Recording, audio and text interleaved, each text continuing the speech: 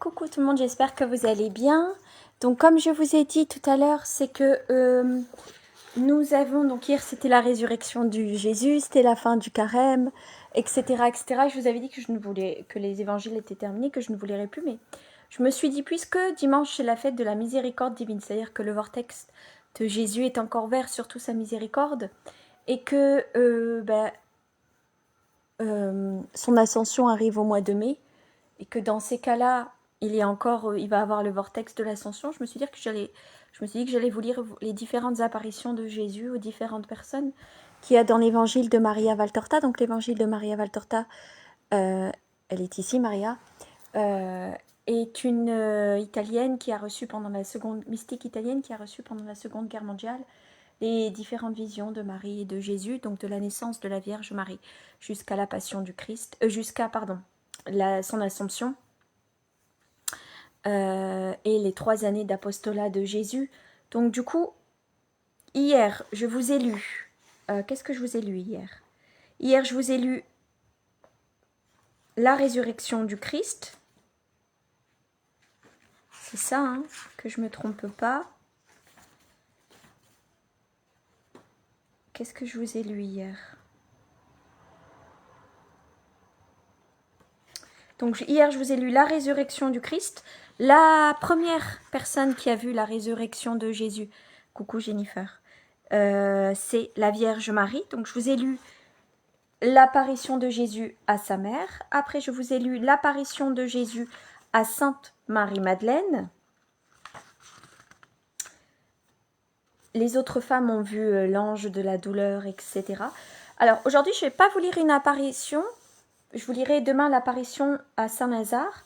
Aujourd'hui, je vais vous lire ce que a dit Jésus à Maria Valtorta. Donc, elle recevait les visions de Jésus et de Marie, mais elle recevait aussi des dictées. Et donc là, je vais vous lire une dictée que Jésus lui a donnée le 21 février 1944 sur les considérations de la résurrection. Jésus dit à Maria Valtorta: les prières ardentes de Marie sa mère, ont anticipé de quelque temps ma résurrection. J'avais dit, le Fils de l'homme va être tué, mais il ressuscitera le 3e jour. Je suis mort vendredi, à 3 heures de l'après-midi, où vous comptiez les jours par leur nom.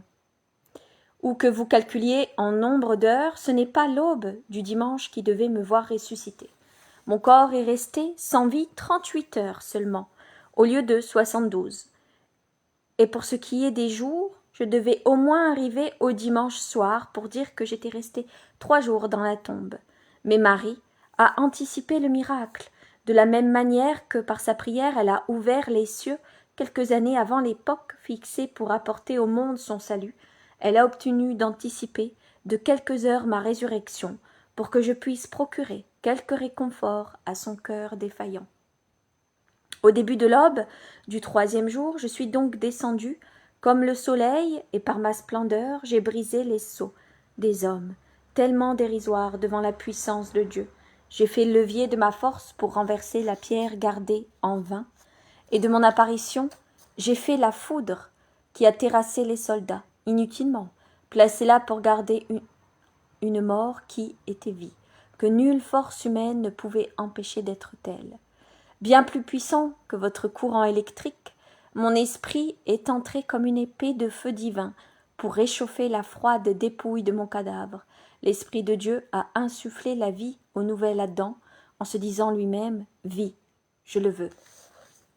Moi qui avais ressuscité les morts quand je n'étais que le Fils de l'homme, la victime désignée pour porter les fautes du monde, ne devais-je pas pouvoir me ressusciter moi-même, maintenant que j'étais le Fils de Dieu, le premier et le dernier, le vivant éternel, celui qui tient dans ses mains les clés de la vie et de la mort. Jésus, Marie, Dieu prend ce qu'ils veulent. S'ils veulent prendre votre vie, ils la prennent. S'ils veulent prendre la vie de vos proches, ils prennent la vie de vos proches. S'ils veulent prendre votre maison, ils prennent votre maison. S'ils veulent prendre votre voiture, ils prennent votre voiture.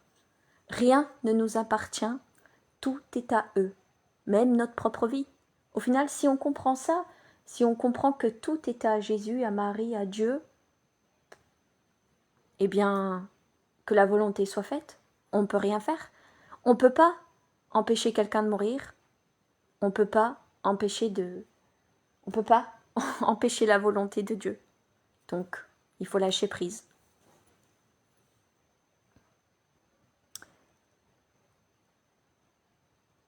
Et mon corps a senti la vie revenir en lui. Regarde, tout comme un homme qui s'éveille après un sommeil dû à une extrême fatigue, je respire profondément, mais n'ouvre pas encore les yeux. Le sang recommence lentement à circuler dans les veines, il ramène la pensée à l'esprit, mais je viens de si loin. Regarde, dans le cas d'un blessé guéri par une puissance miraculeuse, le sang se remet à couler dans les veines exsangues, remplit le cœur, réchauffe les membres, alors les blessures se cicatrisent, les bleus et les blessures disparaissent. La force me revient, mais j'étais tellement blessée. Voilà, la force agit. Je suis guérie, je m'éveille, je suis revenue à la vie. J'étais mort, maintenant je vis, maintenant je ressuscite. J'écarte les linges de mort, je jette l'enveloppe des ongles. Je n'ai pas besoin d'eux pour apparaître comme la beauté éternelle, l'éternelle intégrité. Je porte un vêtement qui n'est pas de cette terre, mais tissé par mon Père, lui qui a aussi tissé la soie des lys virginaux. Je suis revêtue de splendeur, je suis ornée de mes plaies, qui ne sointent plus de sang, mais dégagent de la lumière. Cette lumière qui sera la joie de ma mère, celle des bienheureux, et la vue insoutenable des maudits et des démons sur la terre et au dernier jour. L'ange de ma vie d'homme et l'ange de ma douleur sont prosternés devant moi et adorent ma gloire. Mes deux anges gardiens sont présents, l'un pour se réjouir à la vue de celui sur lequel il a veillé, et qui maintenant n'a plus besoin de défense angélique, et l'autre qui a vu mes larmes, pour voir mon sourire, qui a vu mon combat, pour voir ma victoire, qui a vu ma douleur, pour voir ma joie. Je sors alors du jardin, plein de boutons de fleurs et de rosées. Les pommiers ouvrent leurs corolles pour former un arc fleuri au-dessus de ma tête de roi, et les plantes font un tapis de joyaux et de corolles à mes pieds, qui reviennent fouler la terre rachetée après que j'ai été élevée au-dessus d'elle. Je reçois la salutation du premier soleil, d'une douce brise d'avril, d'un léger nuage qui passe, rose comme la joue d'un enfant, et des oiseaux dans les feuillages. Je suis leur Dieu, ils m'adorent. Je passe au milieu des gardes évanouis, symbole des âmes en faute mortelle, qui ne remarquent pas le passage de Dieu. C'est Pâques, Maria, c'est bien le passage de l'ange de Dieu, son passage de la mort à la vie, son passage pour donner la vie à ceux qui croient en son nom. C'est Pâques, c'est la paix qui passe dans le monde, une paix qui n'est plus voilée par les conditions humaines, mais qui est libre, complète, puisque le pouvoir de Dieu lui est rendu. Je vais ensuite trouver ma mère. Il est bien juste que je me rende auprès d'elle. Ce qu'il était pour mes anges gardiens doit l'être bien plus pour celle qui est, en plus d'être ma gardienne et mon réconfort, m'a donné la vie. Vous voyez, je vous l'ai dit, d'abord Jésus voit sa mère et après les autres. D'abord Marie.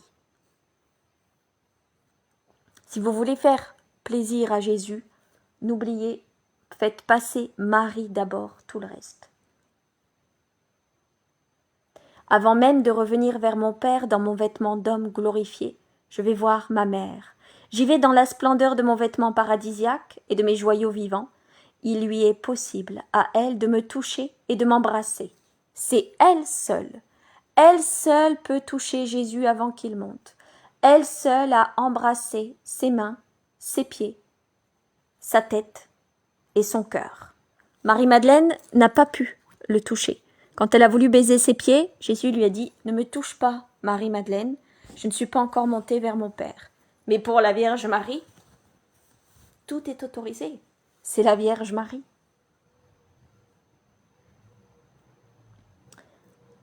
Elle seule peut me toucher et m'embrasser, car elle est la pure, la belle, l'aimée, la bénie, la sainte de Dieu. Le nouvel Adam va trouver la nouvelle Ève. Le mal est entré dans le monde par la femme, et c'est par la femme qu'il a été vaincu. Le fruit de la femme a désintoxiqué les hommes de la bave de Lucifer. Désormais, s'ils le veulent, ils peuvent être sauvés. Elle a sauvé la femme, restée si fragile après la blessure mortelle.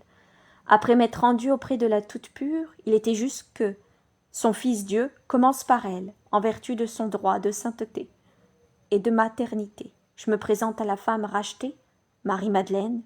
Tel un chef de file, elle représente toutes les créatures féminines que je suis venue délivrer de la morsure de la luxure, pour qu'elles disent à celles qui viennent à moi pour guérir, d'avoir foi en moi, de croire en ma miséricorde qui comprend et pardonne, de regarder ma chair ornée des 5 plaies pour vaincre Satan qui fouille leur chair. Je ne me laisse pas toucher par elle. Elle n'est pas la pure qui peut toucher sans le contaminer, le Fils qui revient au Père. Elle a encore beaucoup à purifier par la pénitence. Mais son amour mérite d'être récompensé. Je vous rappelle que Jésus, il a toujours dit « On ne mérite rien sauf par notre bonne volonté ».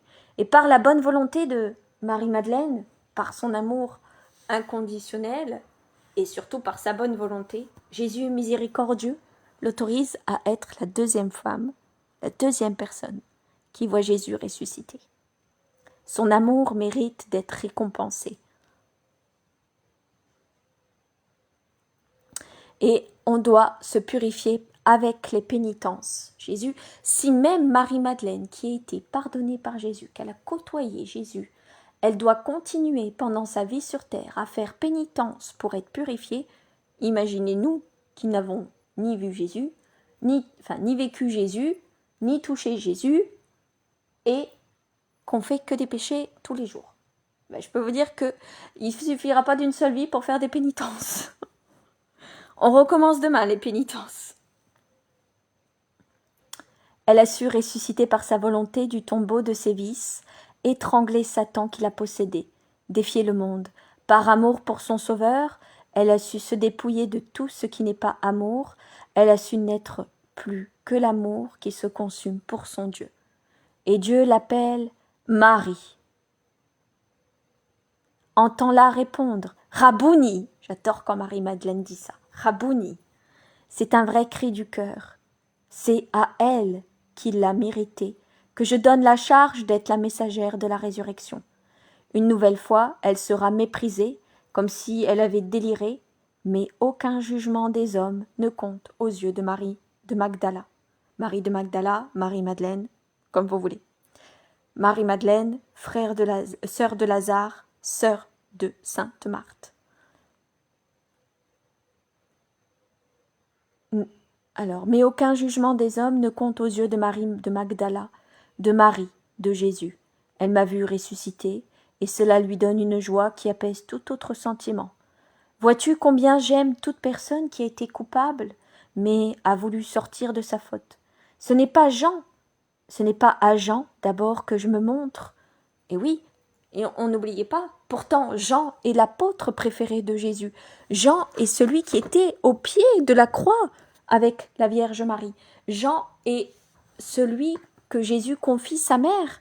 Et ce n'est pas à Jean que Jésus apparaît en deuxième, mais à Sainte Marie-Madeleine. Incroyable. Ce n'est pas à Jean d'abord que je me montre, mais à Marie-Madeleine. J'avais déjà accordé à Jean la qualité de fils. Il l'a mérité, car il était pur, et il pouvait être pour la toute pure de Dieu, non seulement un fils spirituel, mais aussi celui qui pourvoit aux nécessités de la chair et y apporte des soins. Marie-Madeleine, celle qui est ressuscitée à la grâce, à la première vision de la grâce ressuscitée. Quand vous m'aimez jusqu'à tout vaincre pour moi, je prends votre tête et votre cœur malade dans mes mains transpercées, et je vous souffle au visage ma puissance. Et je vous sauve, mes enfants que j'aime. Vous redevenez beaux, en bonne santé, libres et heureux. On ne deviendra jamais aussi beau que quand on est de l'autre côté, bien sûr. Même Jésus était encore plus beau après son ascension.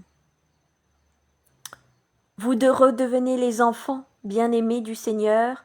Je fais de vous des porteurs de ma bonté parmi les pauvres hommes, les témoins de ma bonté à leur égard, pour les en persuader. Surtout, ayez foi en moi, vivez dans l'amour, ne craignez rien, que tout ce que j'ai souffert pour vous sauver, vous donne l'assurance d'être aimé de votre Dieu. Quant à toi, petit Jean, Maria Valtorta, parce que Jésus appelle Maria Valtorta petit Jean, je le précise. Quant à toi, petit Jean, souris après avoir pleuré. Ton Jésus ne souffre plus. Il n'y a plus ni sang ni blessure, mais de la lumière, de la lumière, de la lumière, et la joie et la gloire. Que ma joie et ma lumière soient en toi, jusqu'à ce que je vienne, jusqu'à ce que vienne l'heure du ciel, jusqu'à sa mort. Et voilà, je vous ai lu la dictée de Jésus. Demain, je vous lis l'apparition à Saint Lazare. Eh bien, que Dieu, Jésus vous apporte sa lumière et vous recouvre de lumière et de miséricorde. À demain, 13h30, pour le chapelet des larmes de sang de la Vierge Marie. J'ai des scrupules à faire les chapelets parce que Jésus n'a pas été content quand j'ai fait la lecture de la litanie de la Passion du Christ samedi à dimanche. Il n'aimait pas du tout ça. Donc il faut que je me souvienne que la nuit du samedi à dimanche, je ne dois plus rien faire qui ait rapport avec la Passion du Christ puisque Jésus est ressuscité. C'est une leçon que j'ai apprise. Que Dieu vous bénisse. Bon après-midi.